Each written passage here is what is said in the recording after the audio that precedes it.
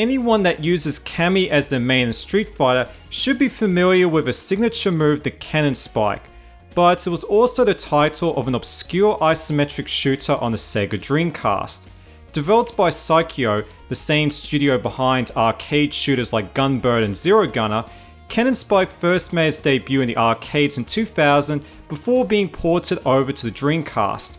However, the game received a limited print run and was the last official Dreamcast game released in the PAL region. As a result, copies can fetch insane prices on eBay, with some complete copies going for more than 200 Australian dollars. With a price tag that high, the game must be really good, right? Well, let's give it a spin and find out.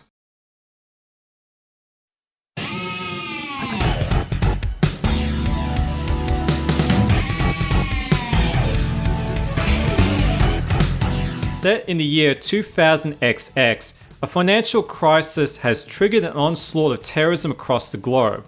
A special force comprised of various Capcom characters has been assembled to combat the terrorist machine. The game features 7 selectable characters: Arthur from Ghouls and Ghosts, Bonnie Hood from Darkstalkers, Cammy and Charlie from Street Fighter, Mega Man from, well, Mega Man, while Shiba and Simone are original creations exclusive to this game. As mentioned earlier in the review, Cannon Spike is an isometric shooter where you fight your way through 10 small arenas. Every character comes equipped with a gun and melee attack. In addition to this, you can unleash a powerful special attack by tapping the left trigger and lock onto your foes by using the right trigger. Admittedly, the controls are very cumbersome, especially if you're used to the twin-stick shooter controls in something like Geometry Wars. But fortunately, it won't take long until you get the hang of the controls, and then it turns into an absolute riot, especially when you rope in a friend for 2-player co-op. The visuals have that simple, clean look that characterized the Dreamcast, and the game targets 60 frames per second, but the frame rate drops whenever there's a ton of explosions. Cannon Spike also supports the VGA box and gives you 480p output, which looks excellent, while the soundtrack is serviceable at best, with the tracks being hit or miss. The game offers 7 different levels of difficulty, with a single run the game lasting less than 20 minutes. However, the game does encourage multiple playthroughs, with each character offering their own unique ending. You can also unlock additional endings based on which characters you and a friend select in 2-player co-op.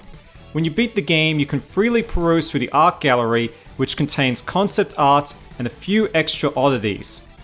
However, there's no denying that Cannon Spike is light on content. This would be fine if it was a cheap downloadable game, but it becomes a tough pill to swallow if you intend on splashing out for an expensive copy on eBay. Of course, emulation is always an option, and I do think this game is worth playing in 2019.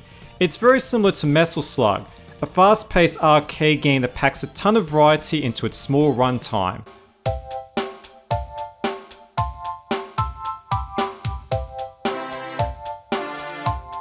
It's a shame that Cannon Spike has never been re-released in any manner, but with Psikyo bringing their back catalogue over to the Switch and Cammy receiving a Cannon Spike costume in Street Fighter V, here's hoping that a port on a modern day system is currently in the pipeline.